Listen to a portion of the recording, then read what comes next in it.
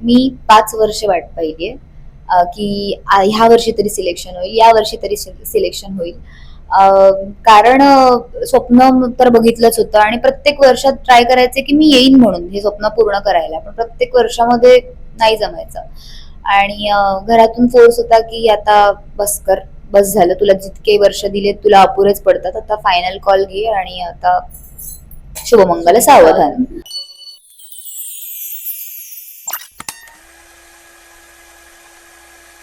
नमस्कार, मी कस्तुरी सिने चित्रमध्ये तुमच्या सगळ्यांचं स्वागत आहे. खरं तर तन्वी कोलते खूप बोलते, सगळ्यांची सोलते, हे सगळं बोलून झाल्यानंतर फायनली ट्रॉफी तिच्या हात आली. खूप स्वागत आणि खूप अभिनंदन तन्वी. खूप ट्रोलिंग झालं, खूप बोललं गेलं, पण शेवटी विजेता असतो तो त्याच्या नशिबात असतो, तो त्याच्या खेळामुळे असतो. आणि आता ही फायनली ट्रॉफी तुझ्याकडे आली आहे. पहिल्यांदा जेव्हा नाव अनाऊन्स झालं तेव्हा मनात काय वाटलं होतं की यार आपण विनर झालोय? मी साधारण 5 सेकंड शॉक मध्येच होते की अरे काय अनाऊन्स केले यांनी, तन्वी बोलते. म्हणजे कसं काय, असं तसं तर होत होतं मला. छान वाटलं. माझं नाव अनाऊन्स झालं. पटलं नव्हतं मनाला की इतक्या लवकर झाला का तो क्षण. 100 दिवस झाले तरी पण असं वाटत होतं की झालं माझं स्वप्न पूर्ण, बापरे, अशी वाली ती फिलिंग होती. आणि खरं तर स्टेजवरती मला बरंच काही बोलायचं असतं, पण जेव्हा आनंदाचा किंवा दुःखाचा क्षण माणसावरती येतो ना, माणसाला शब्द फुटत नाहीत. आणि मी जे काही बोलले मनातूनच बोलले, पण बरंच असं येत होतं. पण आता सुद्धा असं होतं ना की बोलायला खूप काही आहे पण शब्दच फुटत नाहीत तोंडातून. म्हणजे ते ट्रॉफीकडे बघितले की कसं काय म्हणतो आपण, मन भरल्यासारखं होतं ना. जेवण नको, झोप नको, काही नको, फक्त ती ट्रॉफी असंच. खरं तर घरात आपण जातो, खूप मज्जा करत असतो, खूप खेळत असतो, पण महत्वाचा विषय असतो कपडे. की 100 दिवस आपल्याला कपडे घालायचे, ती 100 दिवसाची पॅकिंग आपल्याला करायचंय. सो तन्वीने हे सगळं कसं मॅनेज केलं होतं की आपल्याला काय काय कपडे घ्यायचे आणि मुळात तुझ्या साड्या ज्याची क्रेज सगळ्यांना लागलेली आहे, सो त्याच्याविषयी काय सांगायला आवडेल? मला असं होतं की एक काहीतरी असा बेंचमार्क असला पाहिजे, सोडून गेला पाहिजे. आपण एक छाप सोडायची होती किंवा तन्वी कोलते जो ब्रँड मला तयार करायचा होता. आणि काहीतरी युनिक हवं. तर मनामध्ये आलं होतं की मी कशात छान दिसू शकते. तर मुलीचं सौंदर्य हे साडीत असतं. तर साड्या डिसाईड केल्या की साड्या आपण हे करू, पण नेसू. आणि साड्या पण आता तिकडे टास्क असणार, कंटिन्यू आपल्याला नेसाव्या लागणार, तर हेवी तर घालून चालणार नाही. सो मला ज्या साड्या आल्या होत्या त्यातलं मी फॅब्रिक चेक केलं आणि जे मी नेसत होते ते खूप लाईट वेट होत्या साड्या. आणि तोच ट्रेंड माझा सेट केला होता की ह्याच साड्या मी नेसणार. आणि जसं मी फुलाचं एक केलं होतं माझं की माझ्या प्रत्येक साडीवरती एक फुल असायचं, फुलवाली, फुलराणी असं. सो ते एक मी करायचा प्रयत्न केला वेगळं की फुल असेल माझं काही ना काहीतरी माझ्या गेटअप वरती. आणि मला खूप कमी दिवस मिळाले होते ऍक्च्युली. मी लास्ट कंटेस्टंट आय गेस, त्यांचा लॉक झाले होते. आणि जितकं मी आधीपासून बिग बॉस करत होते, काहीतरी करेन काहीतरी करेन वेगळं, तर विचार कायम असायचा हे हटके असेल ते हटके असेल, की तन्वी कोलते काहीतरी वेगळी होती दिसावी. तर त्या प्रकारे मी साडीचा प्रयत्न केला. पण मग नंतर असं वाटलं की नुसती साडीच का, आपण बॅलन्स पण करू शकतो. की आत्ताच्या काळातल्या आपण मुली, आपण साडीत पण सुंदर दिसतो आणि आपण वेस्टर्न कपड्यांमध्ये पण सुंदर दिसतो. तर मी थोडं बॅलन्स करायचा प्रयत्न केला. की साड्या नेसल्यानंतर थोडं आपण वेगळं अजून काय करू शकतो, की मी अशी सुद्धा दिसू शकते. त्यासाठी काय करू, तर मला वन पीस हा ऑप्शन होता. आणि जितकं छान वेने प्रेझेंट करता येऊ शकेल अशा वेने व्यवस्थितपणे मी ट्राय केलंय. वेस्टर्न मध्ये पण एक थोडं हटके अंदाज द्यायला. आय होप ते पण सगळ्यांना आवडलं असेल. खूप कमी दिवसात केलं माझ्याकडून जितकं झालं. पण तरी किती कपडे घेऊन गेली होतीस अंदाजे? मला त्यांनी सांगितलं होतं की 14 ते 15 दिवसांचं घेऊन जायचंय आणि ते 2 बॅग्स पाठवणार होते. मी माझे साधारण 3 महिन्यापेक्षा जास्तच कपडे त्या बॅग मध्ये असे कोंबून कोंबून नेले होते लिटरली. इतके फुटवेअर्स नेले होते, इतकं सगळं नेलं होतं ज्वेलरी पासून. म्हणजे टास्क टीम अक्षरशः वैतागली होती माझं सामान पॅक करताना. मॅडम हे सगळं न्यायचं म्हटलं हो. तर ते म्हणत ठीक आहे चालेल नेतो. आणि तिथून लिटरली 3 महिन्यानंतर मला जे सामान पाठवावं लागलं रिटर्न, ते अजून 2 महिन्याचं एक्स्ट्रा होतं. इतके कपडे होते, कारण परत येत सुद्धा होते ना. मी नेले होते तेवढे, पण त्याच्यावर अवलंबून नव्हते. सतत कंटिन्यू येत होते माझ्याकडे कपडे वेगवेगळे, त्याच्यातले आवडत होते, मग ते नेसत होते साड्या, ते घालत होते कपडे वेगवेगळे, ट्राय करायचा प्रयत्न करते. पण खूप घेऊन गेले होते मी, खूप 3 महिन्यांचे घेऊनच गेले होते कपडे मी. आणि जेवण म्हणजे सगळ्यांचा आवडीचा मुद्दा असतो की जेवणाला हाताला चव असली पाहिजे. तन्वी आधीपासूनच जेवण बनवायची, जेवू घालायची सगळ्यांना करून. तर बिग बॉसच्या घरात असं झालं होतं की आता मीच करणार, कारण का माझ्या हातचं सगळ्यांना आवडतं. आणि त्या घरातला पहिला पदार्थ असा कोणता होता की जो तन्वी कोलतेने बनवला होता आणि सगळ्या सदस्यांना आवडला होता? मी वांग्याची भाजी आणि बटाटा असं बनवलं होतं, आणि ते प्रत्येकालाच इतकं आवडलं होतं की प्रत्येक जण मला सांगत होतं पुन्हा तेच बनव, तेच बनव. आणि त्यांनी सगळ्यांनी मला उपमा दिली होती, पोरगी आमची लग्नासाठी रेडी आहे, मॅरेज मटेरियल आहे, जेवण उत्तम बनवते, हे ते सगळे टॅग देऊन टाकले होते. इतके खुश होते ते. मला कुकिंग म्हणजे माझी आवड आहे ती. मी स्वतःसाठी जितकं कुकिंग नसेल करत ना, मी आजारपणातून उठून, मला जर का तू म्हंटलीस की ऐक ना आज मला हे खावंसं वाटतंय आणि माझ्याकडून होत नसेल तरी मी उठून करणार का, आता तुझ्यासाठी. मला खायचं असेल तर मी नाही उठत. माझ्या सेटवरती पण कधीही विचारशील ना, मी 15-15 किलो चिकन बिर्याणी माझ्या कारमधून बनवून टोप न्यायची. असे टोप असायचे माझे मोठमोठे टोप. मी टोप घेऊन जायची तिकडे आणि सेटवरती सगळ्या आनंदाने बिर्याणी खायची आणि ऑर्डर द्यायची, नेक्स्ट वीक परत हवी, नेक्स्ट वीक परत हवी.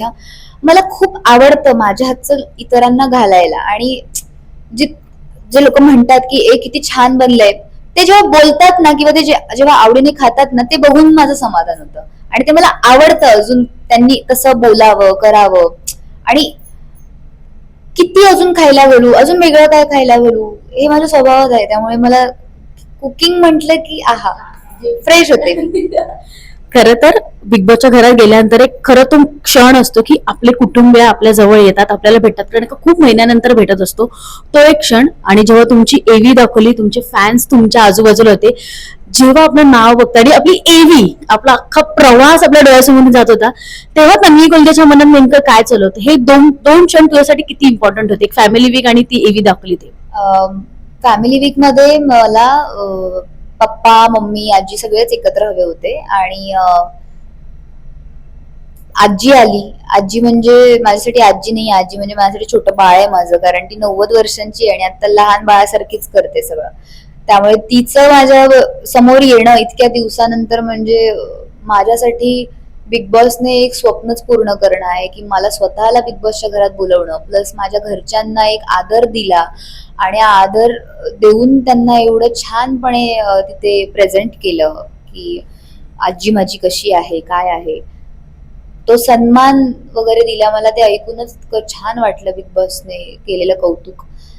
त्यानंतर एव्ही दाखवली. एव्ही दाखवल्यानंतर एकतर मला या गोष्टींची सवय नाही की फॅन्सचं प्रेम, एवढे फॅन्स जे माझ्या नावाने ओरडतायत, आणि ते माझ्यासाठी खूप असं मॅजिकल मुमेंट होती की अरे बापरे, म्हणजे एक परी कथेतील परी उडतीये आणि सगळे तिला असं हाय हॅलो करतायत. सो माझ्यासाठी म्हणजे ती मुमेंट जगणं म्हणजे ड्रीमी मुमेंट होती माझी ती. आणि ज्या प्रकारे बिग बॉसने मला प्रेझेंट केलंय तिथे, ज्या प्रकारे ते माझ्यासाठी बोललेत, मी म्हणजे अनएक्सपेक्टेड आहे की एवढं कोणी कसं करू शकतं, म्हणजे आपल्या मुलांना कसं प्रेझेंट करायचं जनतेसमोर, जगासमोर, हे बिग बॉस कडूनच शिकावं. आणि ज्या पद्धतीने त्यांनी माया प्रेम दिलंय, एव्ही बघूनच कळतं की जर्नी काय होती ती कळलीच एव्ही मधून, पण ते जर्नी दाखवायच्या आधी ज्या प्रकारे बिग बॉसने कौतुक केलंय आपल्या मुलांचं सगळ्या, की बिग बॉस सीझन 6 ची ही बॅच आहे माझी टॉपर्सची, ते खूप असं कौतुकास्पद होतं. किती वर्षापासून ह्या शोची वाट बघितली आणि जेव्हा तो क्षण आला की आता finally Tanvi Kolte big boss मध्ये जाणार आहे, किती वर्ष वाट पाहिलीस? मी 5 वर्ष वाट पाहिलीये की ह्या वर्षी तरी सिलेक्शन होईल, या वर्षी तरी सिलेक्शन होईल.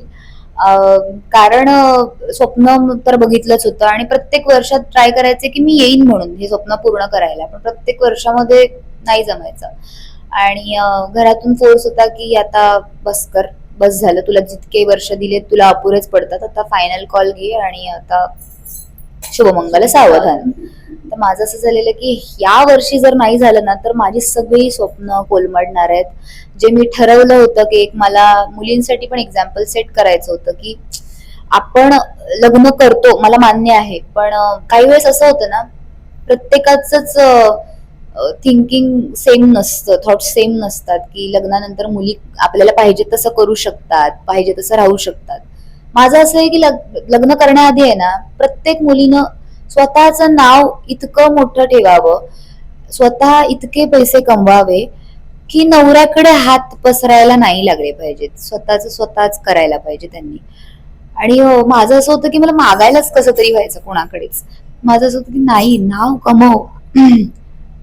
मुलींचं लग्न होण्याआधी मुलगी बापाच्या नावाने, आईच्या नावाने ओळखली जाते. मुलीचं लग्न झाल्यानंतर मुलगी नवऱ्याच्या नावाने ओळखली जाते, सासऱ्याच्या नावाने ओळखली जाते, त्यांच्या आडनावाने ओळखली जाते. माझं असं होतं की मग आपण कधी करायचं नाव स्वतःचं. तेवढ्यासाठी माझी धडपड चालू होती. म्हटलं नाही, हेच ते लास्ट वर्ष आहे जिथे धडपड केली पाहिजे. पण हे लक्की ठरलं माझ्यासाठी वर्ष, आणि ते जे मी ठरवलं होतं, उराशी माझं स्वप्न बाळगलं होतं, ते या वर्षात पूर्ण झालं. खरं तर वडील म्हटलं ना की जिव्हाळ्याचा विषय असतो, भावनांचा विषय. जसं तू म्हणाली की तुला फॅमिली वीक मध्ये सगळेच घरात हवे, ते आई वडील आजी वगैरे. पण बिग बॉसने जे तुला सरप्राईज दिलं ते सगळ्यांसाठीच खूप हॅपनिंग होतं, कारण का खूप अनएक्सपेक्टेड होतं. तो क्षण तन्वीसाठी किती महत्वाचा ठरला होता की आज जर पप्पा असते तर ते खरोखरच आले असते. पण तो क्षण, जे ती फ्रेम तू बघितलीस, काय वाटलं होतं ते? अनएक्सपेक्टेड होतं माझ्यासाठी की पप्पा असे माझ्या समोर येतील म्हणून. कसं आहे ना, शेवटी आपण कसे वागतो आणि आपण वागल्यानंतर समोरचा आपल्याशी कसा वागतो हे खूप मॅटर करतं. मी बिग बॉसचा रिस्पेक्ट कायमच ठेवला, प्रत्येक रूल पाळला. मी कधी झोपले नाही, कुकडूक वाजवला नाही, काहीच नाही, काहीच नाही. कुठलेच रूल मोडायला नाही गेले. एक छान शिस्तबद्ध मुलगी तिथे राहायचा प्रयत्न केला. मी एक छोटीशी रिक्वेस्ट त्यांना केली होती की बिग बॉस, एकच स्वप्न होतं माझ्या पप्पांचं बिग बॉसचं. मला असं वाटतं मी बिग बॉस मध्ये आले असते तर पप्पाच मला भेटायला आले असते, आणि जे कुठेतरी पॉसिबल नाहीये, मी काय करू असं. तर बिग बॉस म्हटले की मी तुमची इच्छा ती पूर्ण नाही करू शकत, पण एक छोटासा प्रयत्न केलाय. आणि त्यांनी जसंच मला फोटो पाठवला, मला असं वाटलं अरे बिग बॉस, तुम्ही किती कसं एवढे छान असू शकता. बिग बॉस बिग बॉस आहेत. म्हणजे त्यांनी स्वतःच मला सांगितलं की मला वडील नाही तसं कधीच कोणाला सांगायचं नाही, मी आहे. आणि त्यांनी म्हणजे तुम्ही सगळ्यांनी, जनतेने मला 1-1.5 तास बघितलं असेल. बिग बॉसने मला 24 तास बघितलंय, माझी धडपड 24 तास बघितलीये. त्यामुळे एक बापाचा टॅग जो त्यांनी मला दिलाय, मी नक्कीच तो मनात धरून चालेन. आणि खूप छान मुवमेंट होती माझ्यासाठी ती. पण आता बिग बॉस ते मिस करणार आहे का की तन्वी तुम्ही आज खूप छान दिसताय? कारण का प्रत्येक वेळी तन्वी म्हटली की बिग बॉस काहीतरी बोला, आणि सकाळचं गाणं आणि तन्वीचा डान्स किती मिस करतेस? आता म्हणजे असं झालंय ना, झोपेतून उठायचं असेल तर गाणं लावून उठवा, माईक सारखं शोधा. आणि छान दिसायचंय म्हणलं की बिग बॉस पहिली तारीफ करा, म्हणजे एक असं वाटतं की छान दिसतोय आपण. बिग बॉस म्हणजे माझा जीव की प्राण आहे, हे मी आधी जायच्या आधीपासूनच बोलतेय.